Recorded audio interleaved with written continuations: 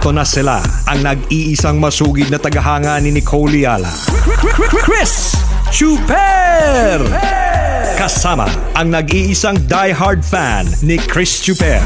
Nicole Yala!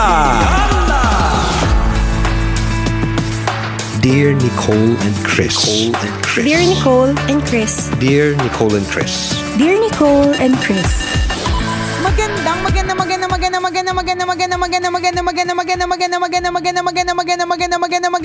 Magandang morning, Luzon, Visayas at Mindanao, Metro and Mega Manila. It's a Feel Good Thursday. Hi, partner. Pwede bang bawasan yung diamante mong suot ngayon? Anong diamante? Ayun, isang tipak lang.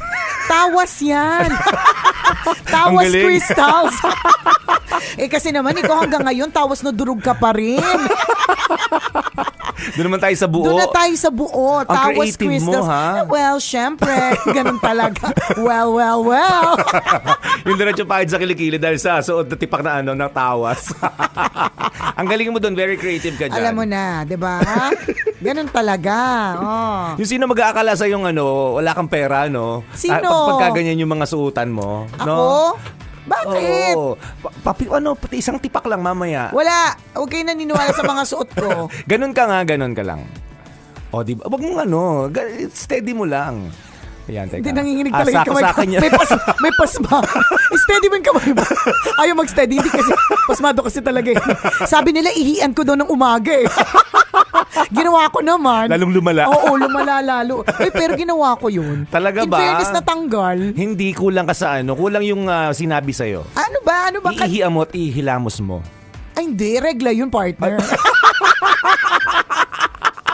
Sa akin din nakarating yan. Kasi lalaki ka, wala kang regla. Ganon. Talaga, pang paano yun? Ha? Paano yung Pampakinis ng kutis. Ay talaga, So, kahit alam hindi na. Oo nga, natatandaan kahit ko. hindi na talaga.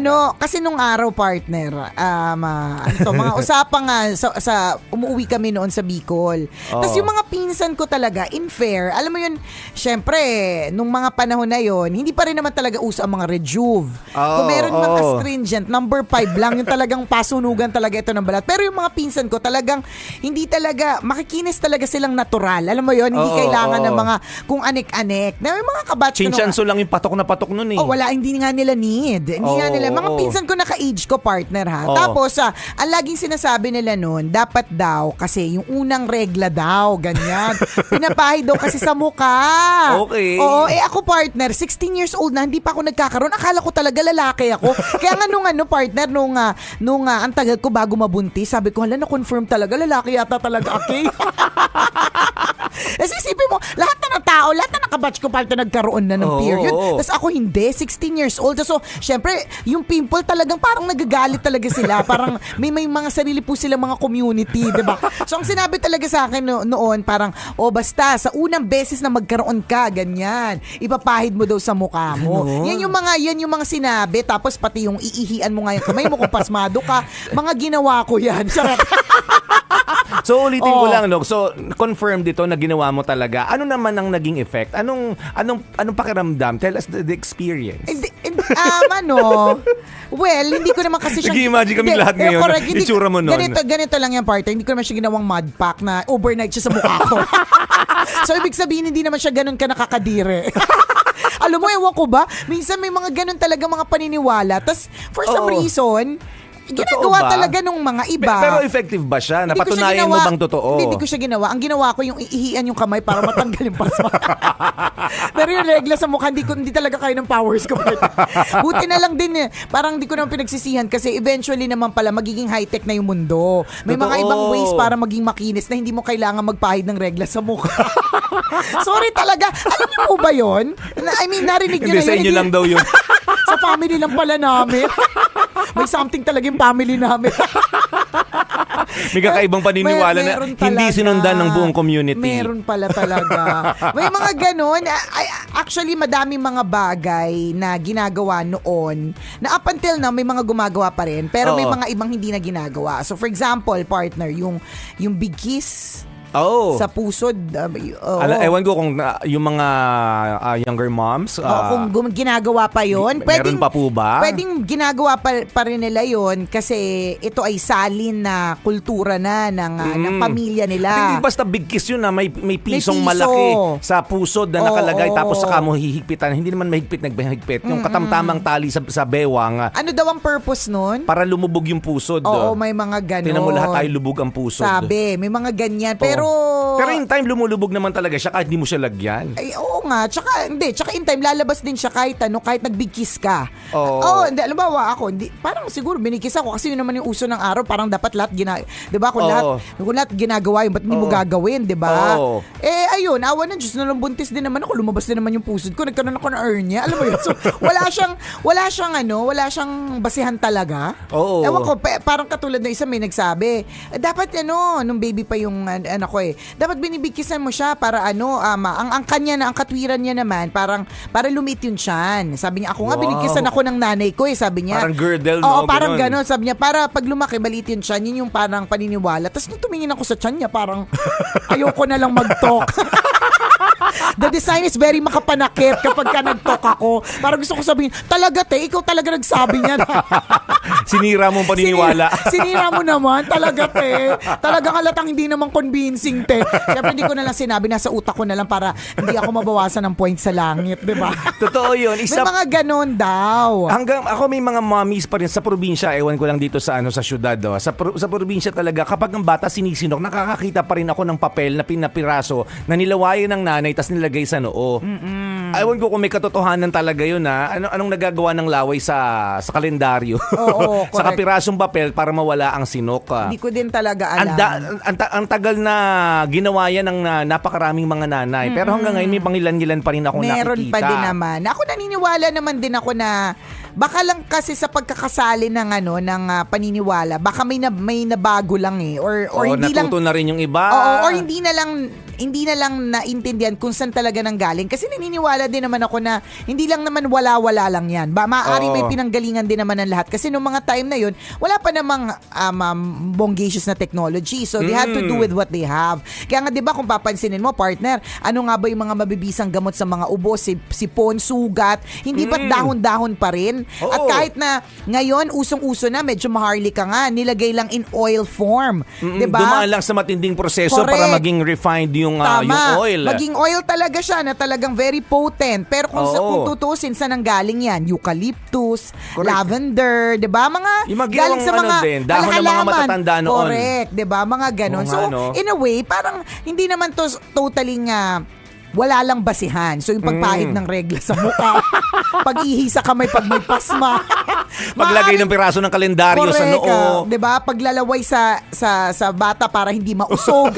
Diba? Yung mga ganon. Hindi natin alam kung paano, talaga yung parang pinagmulan. Pero merong dahilan yan. Kasi again, noong mga panahon na yun, wala pa namang teknolohiya ng kung ano ang meron tayo ngayon. Ako dati nangyari na sa akin yun. Hindi ako naniwala talaga. Yung nausog, tapos pinalawayan ko. Hindi, sabi ko, laway hindi, pinasubo ko na lang. Sabi ko. Huwag mo lawayan. Isubo mo. Ang alin ba?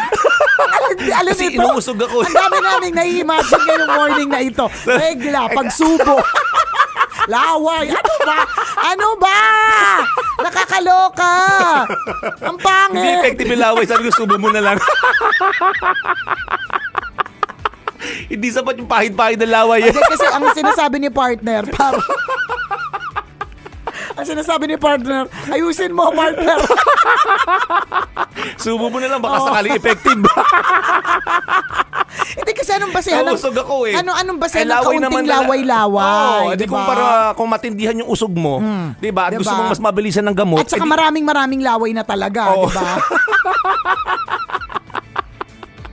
So yun, sabi ko, in fairness, pag maramihang laway, effective. Konting laway, hindi effective. Hindi. So kailangan ganun. At ang sinasabi ni Partay, usog ng matanda. Basta ako, ang usog na sinasabi ko, yung sa mga baby. Ewan ko dito kung sinong baby. Kung sinong baby yung tinutukoy ni Partay. Si Aling Baby. Si Aling Baby sinubo. Ang pangit! Siya yung nanghihilot sa amin. Magaling siyang okay. magtanggal ng usog, pinalawayan ko, okay. ganon. Mad, kasi naguluhan ako sa mga kwentuhan ngayon eh. Ang nasa utak ko pa naman, partner, kasi galing ako sa Bible study kagabi. Ang isa sa mga na-retain sa utak ko na parang every morning nga naman talaga sa pagising natin, laging it's a new hope. Tapos pinag-remind lang din sa amin doon sa pag-aaral namin na the grace of God is new every morning. So in my mind, sabi ko yan yung topic ko yan later. Ano bang nangyari? Bakit hindi ganun yung naging ng topic? Alam mo, mali lang yung iniisip mo. Sige. Diba usog naman yung pinag-uusapan natin dito? Kasi naman sinabihan, naglagay ka ng subo, alam mo naman. Kung ginawa ni Aling Baby. At nawala yung usog ko, di sinabi ko effective. Sa bagay, di ba? Ganun lang naman yun eh. Okay, pero balik tayo. The grace of God is new every morning. Ay nako.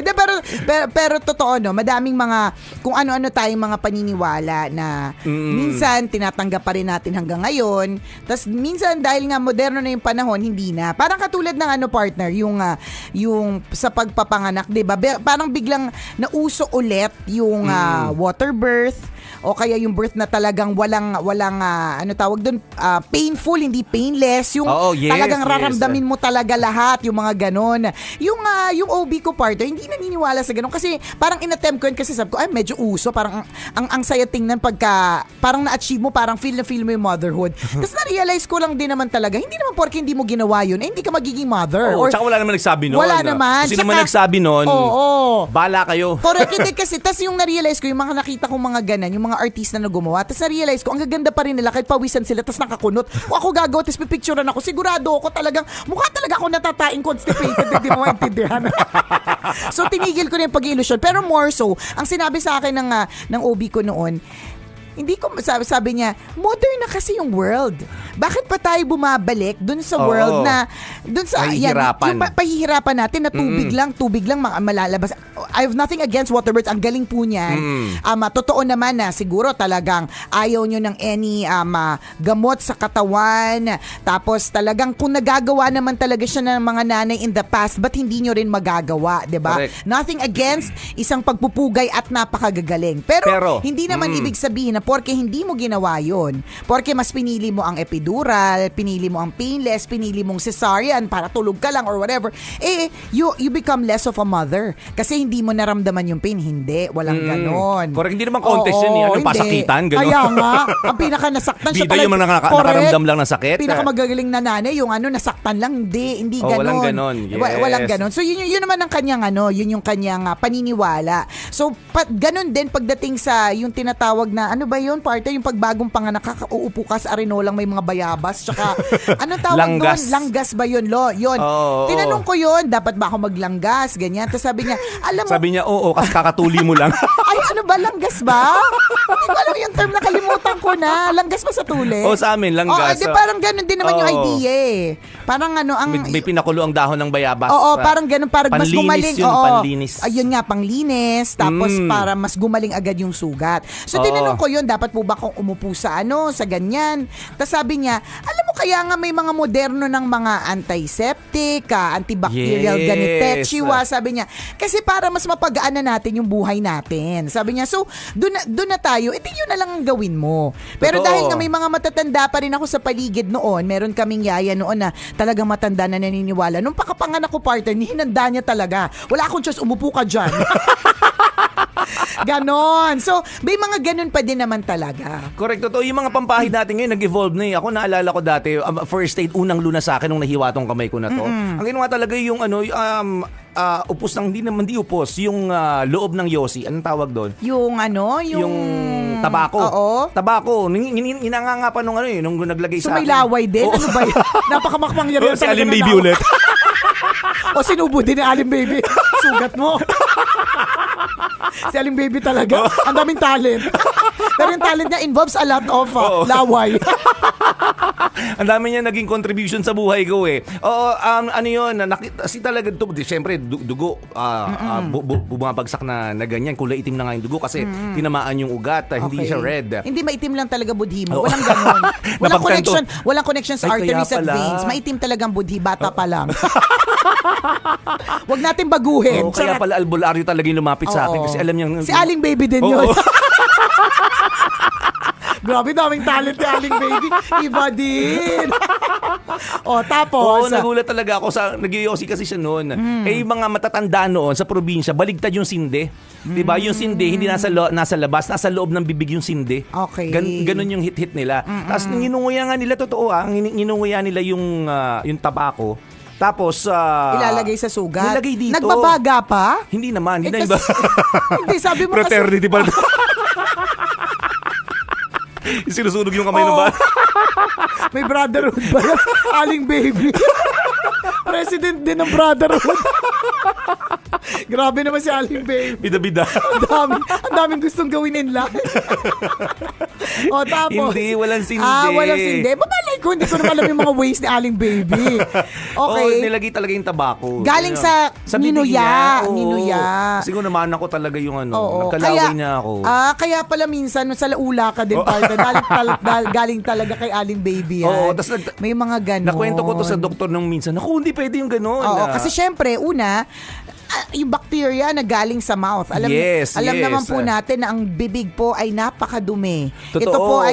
Ito po ay medium. Ito po ay lugar kung saan napakarami pong germs, bacteria at kung anik-anik. Tapos pangalawa, bakit tabako yung nakalagay sa kamay mo? Baka kasi yung mga dahon-dahon, yun yung point. Nag-absorb para hindi na bumagsak yung dugo. And in fairness nga, tumigil. Tumigil naman. May ganon. So, mga ganon. So, na dati pwedeng tanggapin, ngayon hindi pwedeng tanggapin. May mga ganyan kasi din. nag-i-evolve na nga, di ba? Di ba? Whatever it is, kung ano man yung pinaniniwalaan, ganito na lang po.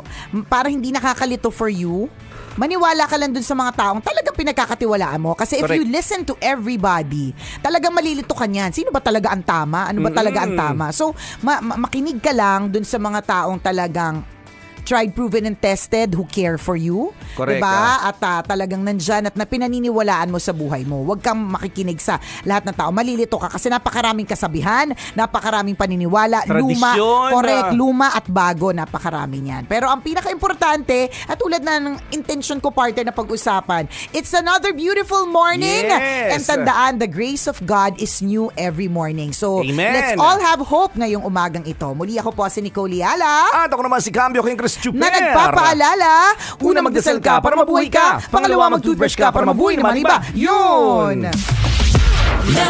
This portion was brought to you by Palawan Pay and Palawan Express Pera Padala. Basta Pera Padala.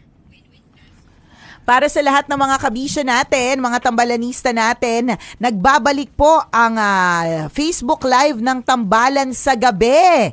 Yan. Yes. Mamayang gabi, isa na namang episode para sa Red Horse Beer. Yan. So meron pong kwento na may wagang Burnay mamayang gabi. Anong oras, partner? 8 p.m. Yan. Nakita-kits po tayo dito rin po sa Facebook ng Love Radio Manila. Ang tabayanan yun ha. Mamaya markahan sa mga kalendaryo. I-alarm nyo na. Yes. Na manonood kayo ng tambalan mamaya sa Facebook Live, sa Facebook ng Love Radio Manila. Yun. Okay, mawawala. Bonding pa rin tayo kahit gabi. Merong kwento ng mahiwagang Burnay. Sa true.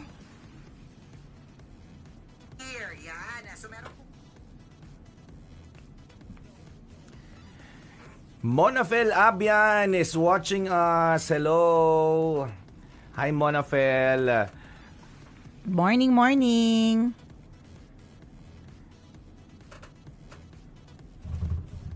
Batiin natin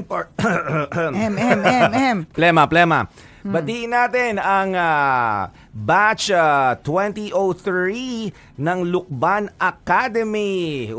They are celebrating their 20th year. Congratulations. Actually, reunion pala. Reunion. Ayun. Oo. Grabe, no? 20 years na kayong graduate pero mukha pa rin kayong mga bata. Naks naman. Taray. Enjoy your reunion, bonding, raffle, inuman. Pasikat na mga kusinong mga yumaman. Diba? O again, enjoy your celebration. Yan, Yes. batch 2003 ng Lukban Academy. Galing yan sa inyong magandang batchmate na si Charlotte Halili. Okay, enjoy po yung reunion.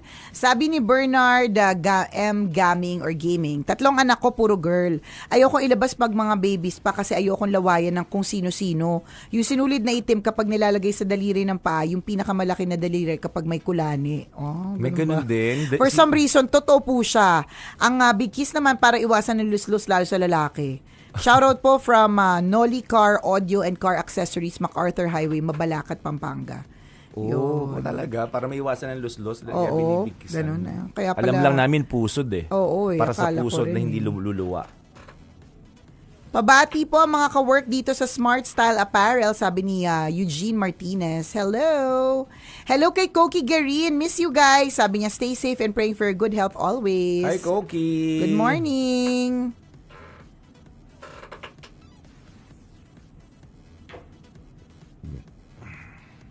Hello, Maria Victoria Tikman.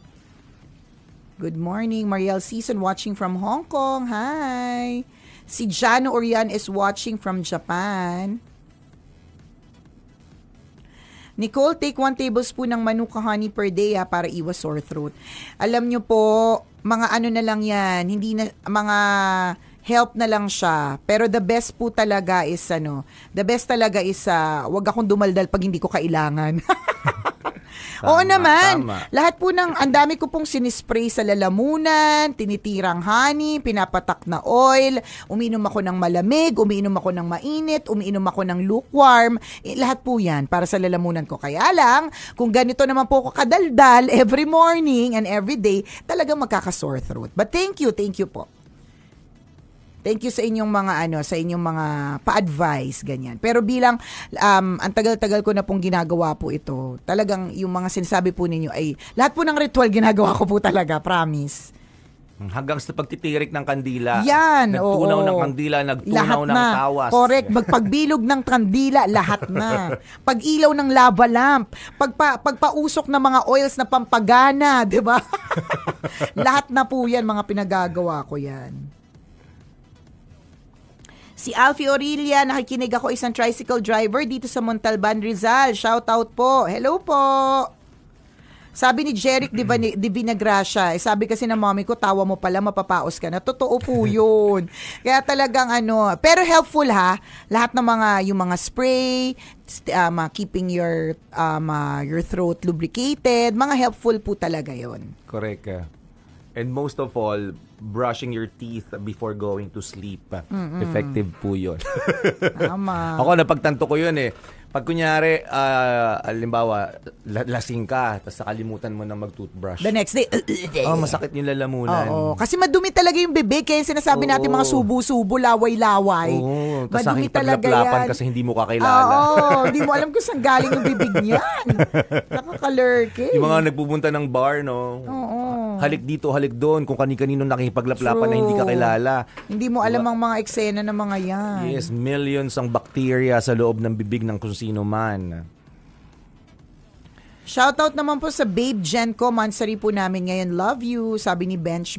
Oy, talaga naman. Marcel Sales, good morning. Hi, Marcel. Morning. Zara Yu, Tambalan Fanatic since 2008. Kayo po ang morning routine ko. Thank you for inspiring me and making me laugh.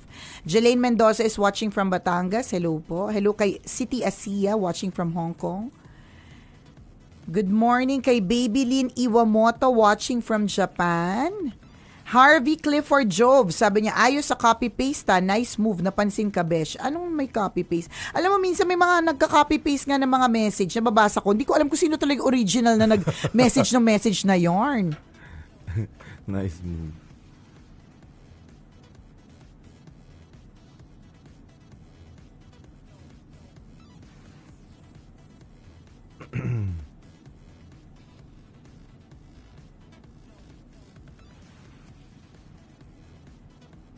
Yan.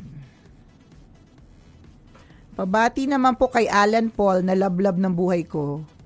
Galing kay Mark. Ay, okay. Alfie Aurelia, shoutout sa anak ko na si Princess Brianna at sa asawa ko na si Luz Viminda. Gerald Palomer says, habang tumatagal, naging heartthrob si Chris. Ay, taray. Iba Watching naman from yun. Silang Cavite. Yan. Lolay Sinok Castillon watching us from Hong Kong. Good morning sa inyo. Happy birthday naman kay Celine Alcantara, nanonood din sa atin. Yan. Enjoy your special day, Celine. Happy Thank you birthday. po. Thank you so much.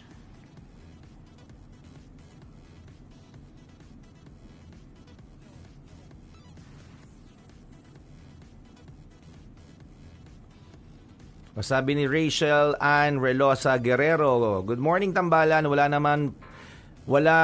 naman po minsan mawawala kung susunod po tayo pero ingat pa rin tayo pa. Shoutout naman from Las Piñas. Actually, yun naman yung dahilan kung ba't sinusunod pa rin siya eh. Kasi wala namang, in fairness, wala namang mawawala sa'yo kapag ka naglanggas ka. Oo. Wala naman din mawawala sa'yo kapag ka nagbig kiss ka. Wala namang mawawala sa'yo. Ganun. Just make sure na na safe lang. Oo.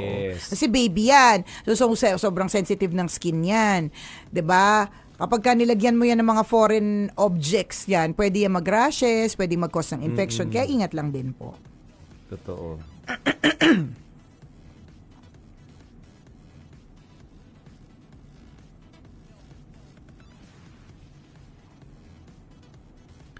Yun.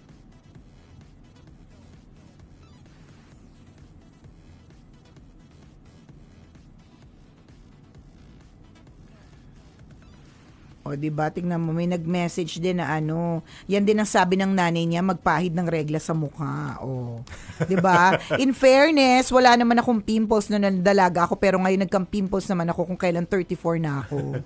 O, di pahiran mo ulit. Tapos ganito pa, ito isang tinuturo to sa sa Junakis ko.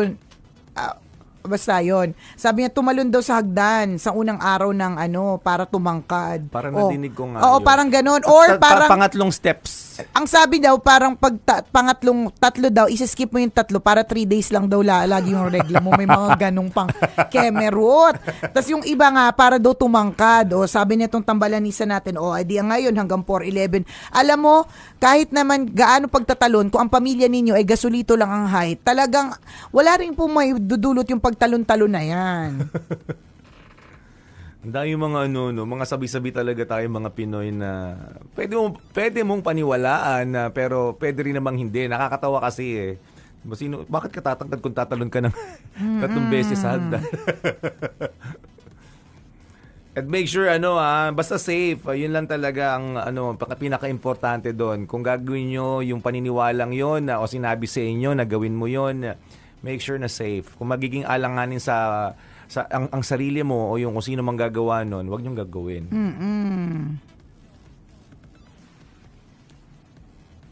Kami naman nung mga lumalaki, tukso sa amin ng mga tatay namin. Sabi niya, para tumangkad ka, magtikol ka. Ganun. Anong tikol?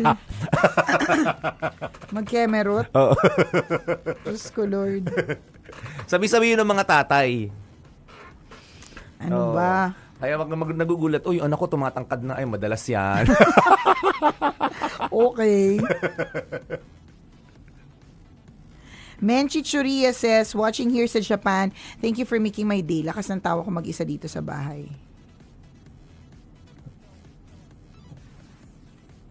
O, tingnan mo, may mga gumawa talaga ng pagpahid ng sa mukha. O, tingnan mo, si Joanna Fernan, sabi niya, from Mamila's Purple Kitchen. Noted po ang menudo at rellenong bangus. Ako po ang magde-deliver para makita ko kayo in person. Uy. Ganyan. G. Na tayo dyan. Alberto Villamor of Road Warrior, shout out. Morning. Gemaline Gregorio Marasigan says, shout out sa pinuntahan kong birthday kagabi. Hindi ako makamove on kasi hindi ako nakapag-uwi ng souvenirs. At kinuha mo yung mantel, souvenir din siya. Baka kaya hindi siya makamove on kasi gusto niya yung mantel, hindi niya nakuha. Oo. Oy, kitang-kita pag Oo. nawala yung mantel lang isang table. Ito yung alam sasabihin na. ko sa'yo, mag-move on ka na kasi ang mantel ay hindi souvenir. Sabi ni Jocelyn na Kudyamat, wag daw din kakain na maasim pag may regla, Miss Nicole. Ang malala pa, bawal daw maligo kasi aakyat ang dugo sa ulo mo. May ganun, partner. Isipin mo kung gaano ka nakakadiri yun na hindi ka naliligo. How uncomfortable it is. Pero may ganun ako narinig na bawal daw maligo kasi daw aakyat daw yung dugo sa ulo. Di wow. At pag umakyat yung dugo sa ulo, ano mangyayari? Mababaliw. Oo, yun, mababaliw. Bawal matulog ng basa ang buhok kasi pagising mo baliw ka na. Kaya pala ako baliw. Yung mga ganong sabi-sabi nga. Marilyn Garcia Estrada, pang 9 na hello! From, ano bang flag to? Hindi ko makita masyado. Canada ba to? Lapit na akong tumayo. Si Reynold Morales is watching from Chicago.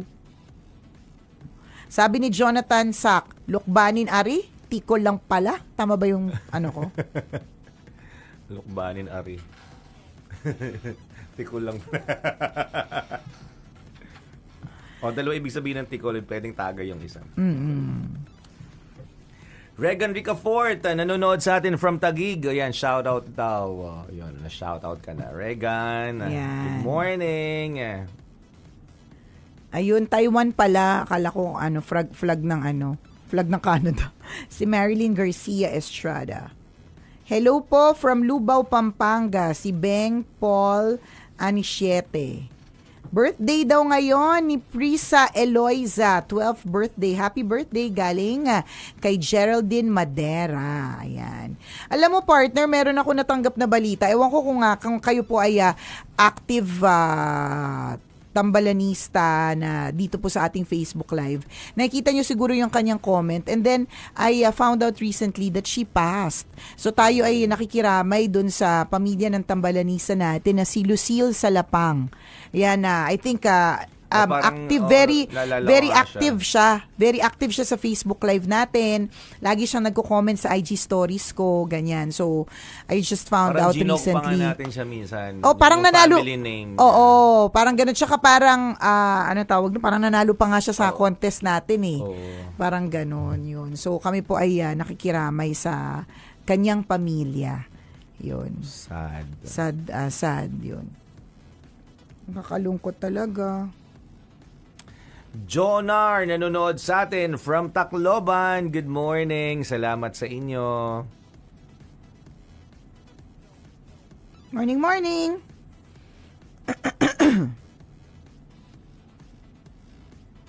Maria Cecilia Cabalitan. Hi daw mga idols from Batangas City. Hello. From Batangas lang pala, walang city.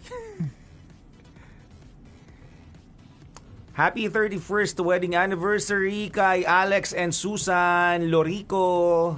Hello po. Morning.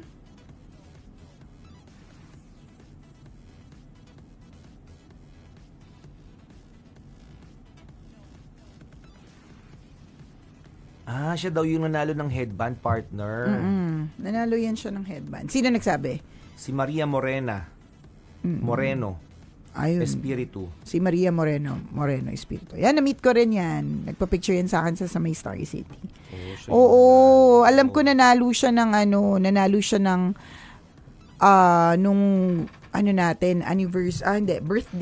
birthday natin or anniversary, parang ganun. Basta headband nanalo siya.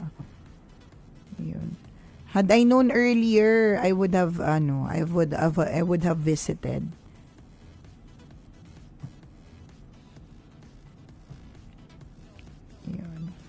Okay.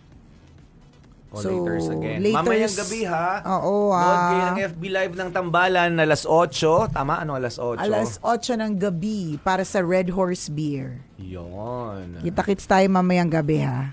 Okay, Docs?